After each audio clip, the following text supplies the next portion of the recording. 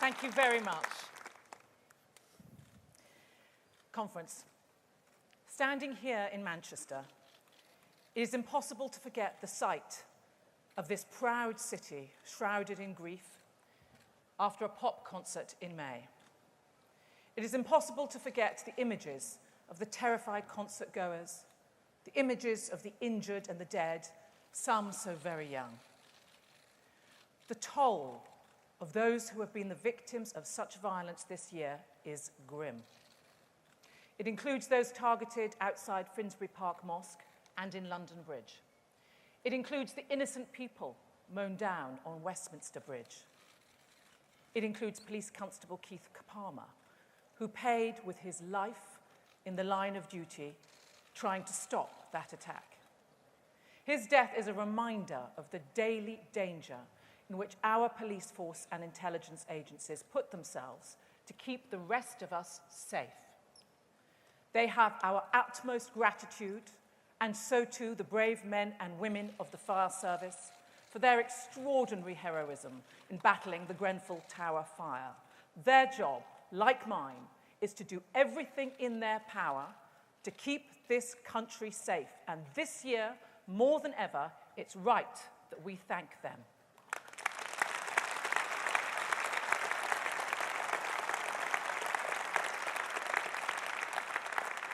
There are other images from this year that I choose to remember, and they are these. I remember the doctors and nurses from Guy's Hospital, with so little regard for their own safety, running towards the carnage on Westminster Bridge. Their only thought was to get help to those who needed it.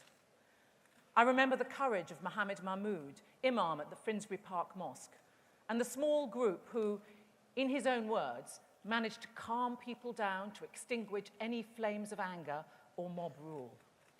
There are those who, after the failed device at Parsons Green, opened their homes and offered to put the kettle on, a uniquely British response.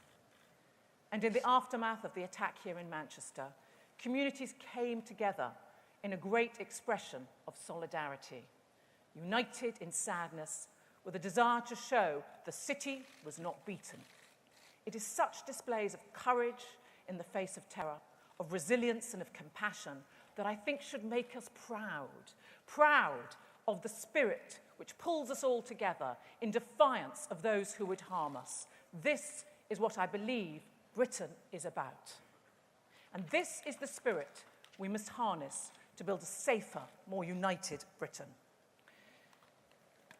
I was struck by what Bear said about the multi-faith nature of the Scouts. It's a powerful reminder of the civic groups that bind our society together. The united Britain we all want to see. As Home Secretary, you see the sorts of initiatives around the country that are doing excellent work to build stronger, more resilient communities. After the year we have faced, we will need more of them. I've spoken to mothers learning about what their kids do online, so they know where they could be vulnerable to pernicious influences. I've seen groups set up to challenge racism in sports, and places where those same sports are being used to encourage greater integration in communities. Establishing the new Commission on Countering Extremism will further support this agenda by exposing extremism and division. It will be key in challenging those who preach hatred. The task of tackling the warped Islamist ideologies that have inspired terrorist attacks this year is without a doubt amongst the greatest we have faced. But it is not the only one. Violent and non-violent extremism in all its forms, anti-Semitism, neo-Nazism, Islamophobia, intolerance of women's rights, these and others cannot be permitted to fester. Our values are far, far better than this.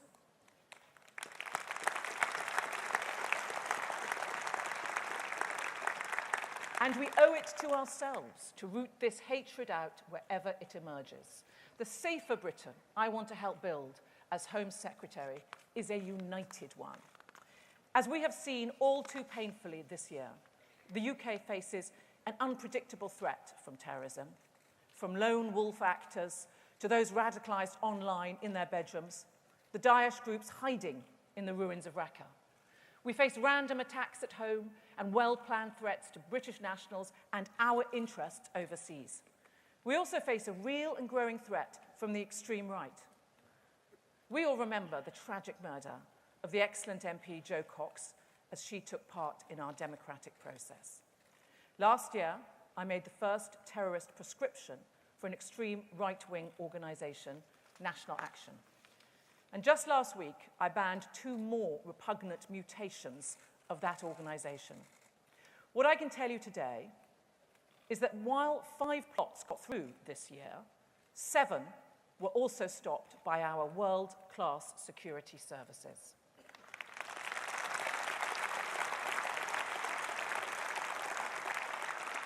Be in no doubt, the huge investment we are making in our counter-terrorist efforts is saving lives, even when we tragically have seen so many lost. If we're to do better, then we have to be a step ahead. And that means being nimble and responsive as the threat evolves. Over the last months, I have been reviewing our counter-terrorism powers and legislation. We have seen what could be interpreted as a shift towards crude attacks, with lone or few attackers using everyday items. There also appears to be a trend towards shorter timescales from aspiration to attacks. If we're going to keep people safe, we need to disrupt plots in their early stages. Many such plots will include some element of online radicalization. Extremists and terrorist material can still be published online, and it is then too easily accessible on some devices within seconds. Messages of hatred and violence accessible from any laptop or smartphone. Progress has been made, but this has got to stop. Today I am announcing that we are tightening our laws for individuals looking at this type of material online. We will change the law so that people who repeatedly view terrorist content online could face up to 15 years in prison.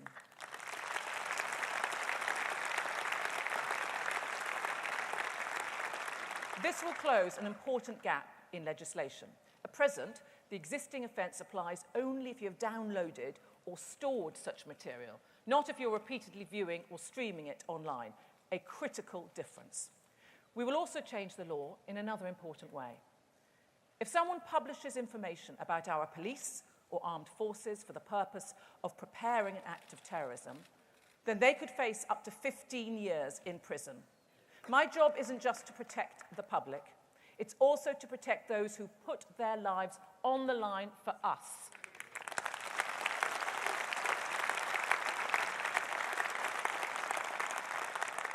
These changes will do both. But it is not just government who has a role here. In the aftermath of the Westminster Bridge attack, I called the internet companies together, companies like Facebook, Google, Twitter, and Microsoft. I asked them what they could do to go further and faster. They answered by forming an international forum to counter terrorism. This is good progress, and I attended their inaugural meeting in the West Coast. These companies have transformed our lives in recent years with advances in technology. And now I address them directly.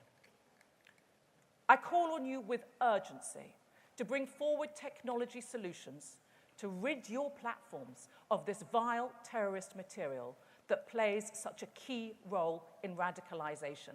Act now, honor your moral obligations.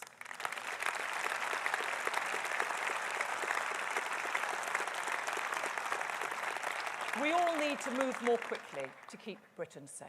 Removing harmful material from the internet is a core activity of PREVENT, our prime counter-radicalisation programme.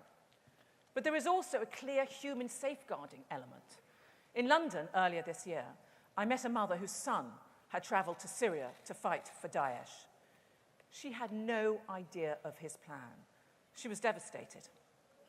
But it was not just her son who had been groomed by Daesh's toxic influence.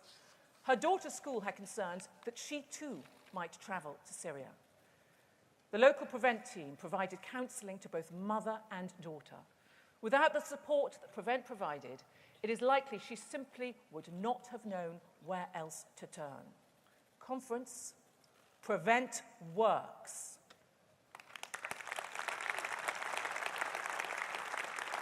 This is not to say that we cannot improve it, but I would issue this challenge today to its detractors: work with us, not against us. We all have a role to play. Prevent isn't some big brother monolithic beast. It's all of us working together through local initiatives set up by local people, schools, universities, and community groups. Now, I've done something very unusual for a politician in current times. I've spoken for this long without mentioning Brexit. Back in June 2016, everyone had their say. The country made a clear decision. I have said it before, and I say it again. I fully respect the result. We chose to leave. We chose to leave, and we must make a success of Brexit. Our children's futures depend on it. These negotiations are going to be challenging, but great challenges also bring great opportunities. With David Davis, I have proposed an ambitious new security treaty so that even as we leave the EU, we can continue to work with our European allies to keep us safe. And later in the year, we will publish a paper on our future immigration system, showing how we will have greater control over the immigration rules in future, but also how there will be no cliff edge for business, because I appreciate it will take time for them to adjust after over 40 years of free movement. As we build that new immigration system and deliver on the result of last year's referendum, I'm committed to working with businesses, both large and small, to make sure we don't impose unnecessary burdens or create damaging labour shortages. We'll be taking these decisions on the basis of comprehensive new evidence. I've commissioned the government's independent advisors on migration to prepare reports, for the first time ever, on both the impact of free movement on the British economy and the value that international students bring to our world-class university sector. A new security treaty, a new immigration system, decisions based on evidence and consultation. That's how we can bring the country together, restore the public's confidence in immigration, and keep British citizens safe as we leave the European Union.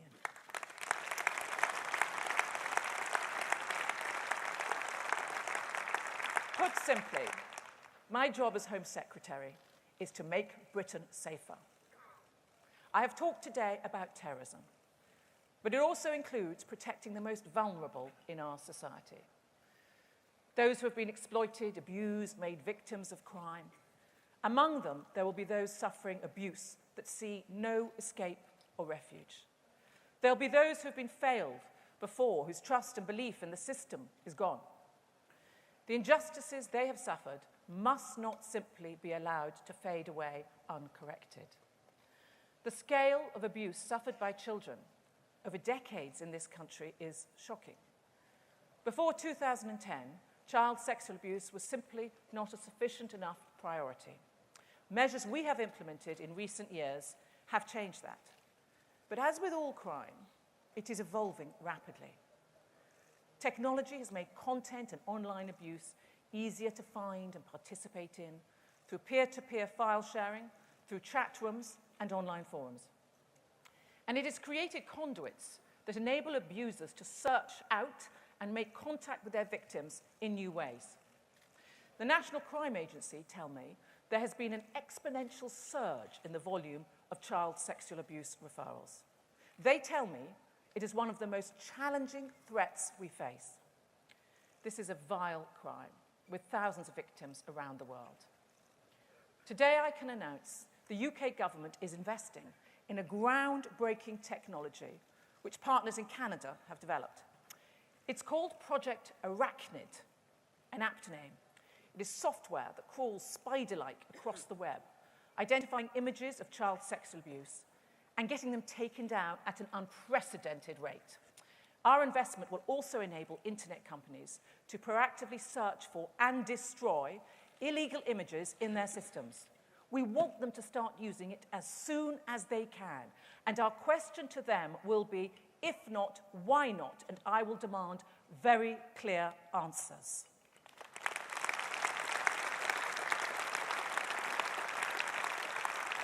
This is a global technology solution to a global technology problem. It would not be possible without the efforts of partners and internet companies around the world. And their efforts are to be commended.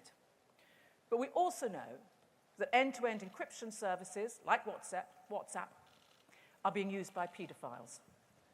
I do not accept it as right that companies should allow them and other criminals to operate beyond the reach of law enforcement. There are other platforms and emerging trends that are equally worrying. We must require the industry to move faster and more aggressively. They have the resources, and there must be greater urgency. If not, the next generation of our children will have been needlessly failed. That is not acceptable to me, and I can tell you, conference, on my watch, that simply will not be happening.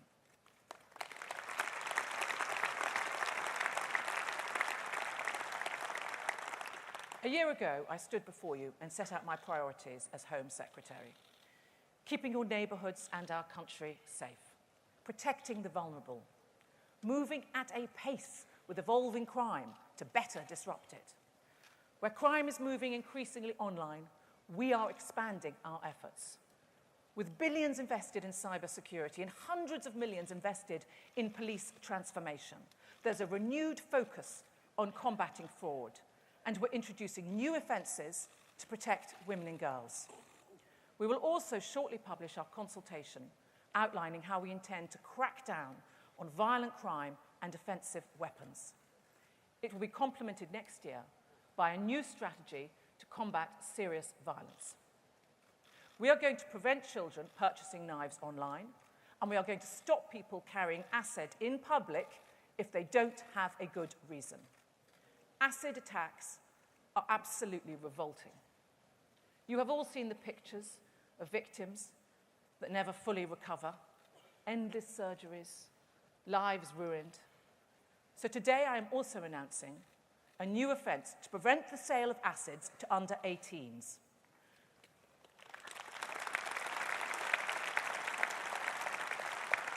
Furthermore, given its use in the production of so-called Mother of Satan homemade explosives, I also announced my intention to drastically limit the public sale of sulfuric acid. This is how we will help make our communities safer as crime changes. None of this would have been achieved without the dedication of my ministerial team.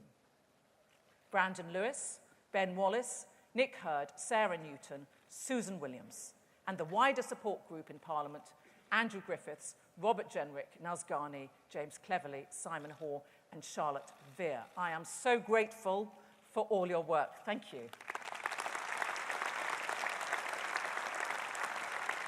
But as an MP in a marginal seat, I know the most important thank you should go to you. I know more than most how nerve-wracking it can be to see a handful of ballot papers representing the future, your future, my future, not just remaining an MP, but continuing this job as your Home Secretary, with the essential work that needs doing. I cannot overstate my appreciation for all the people that chose to go out with me in the rain on a Saturday morning, who scrabble on hands and knees to shove a leaflet through those irritating letterboxes located at the bottom of the door, my personal hate, who negotiate ferocious dogs, or in the case of Hastings and Rye, swooping seagulls, to get those pledge letters through every door. There is no question that you made the difference. Without it, I simply wouldn't be standing here today. Please know that I am so grateful to you for your time and belief. And when it's that close, as in my case, 346 votes close, it gives the phrase, every vote counts, a whole new meaning.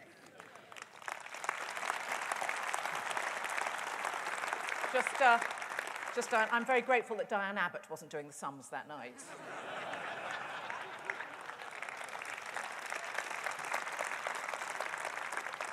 A year on from standing here for the first time as your Home Secretary, my priorities remain unchanged. We live in dangerous times, as we have so tragically seen in the past few days, with events in Canada, France, and now Las Vegas. In Britain, there is still much more work to do to build a safer country, not just to tackle the threat from terrorists, crucial as that is, but also to help those shackled in domestic servitude, to better support, through a new bill, the victims of domestic violence, and more effectively hunt the perpetrators, to make sure we never forget the commitment of our police and crime commissioners, and our intelligence forces, by whose diligence and vigilance we are kept safe. That's why my department is working with the Police Federation on its campaign to protect the protectors. We've already funded a new National Police Welfare Service. We're reviewing the law so the police can pursue the appalling thugs on mopeds who attack people on our streets. And we're also examining whether we need clearer rules so anyone who assaults an emergency service worker faces a tougher sentence. The police protect us. The police protect us, and it's my job to make sure we protect them. Conference, I would like to share two final thoughts with you. While the country is facing so many complex threats, I do not believe that our country would be safe in the hands of Jeremy Corbyn, John McDonnell, and Diane Abbott.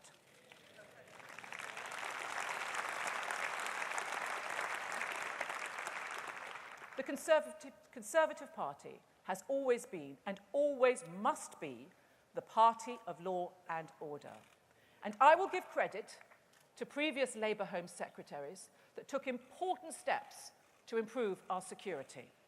But this lot are different. They have spent 3 decades opposing anti-terrorist laws. They've talked of their friends in Hamas and Hezbollah. They are silent on the anti-Semitism that festers in their party.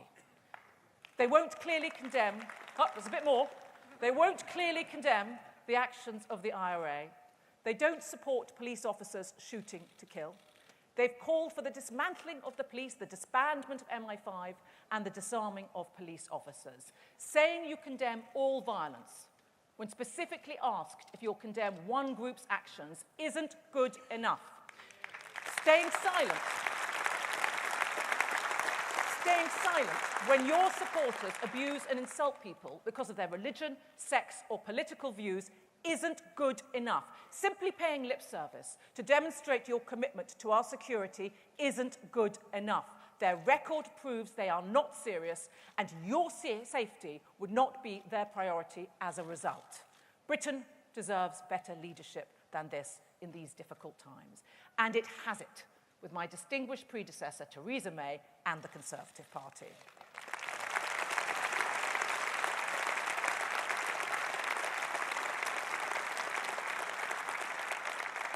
My second conviction is one that I hope you will also share. Throughout history, our nation has faced many threats. In the 20th and 21st century, those threats have at times been acute. But we have faced them, and we have faced them down. Westminster, Manchester Arena, London Bridge, Finsbury Park, and Parsons Green, some of the worst terrorist attacks in decades. They have tested our resolve. It will likely be tested again. What terrorists want is for us to fear, to turn away from each other, and to become divided. We will not. We will stay united together, because this is our Britain, not theirs. It is our way of life that defines us as a country.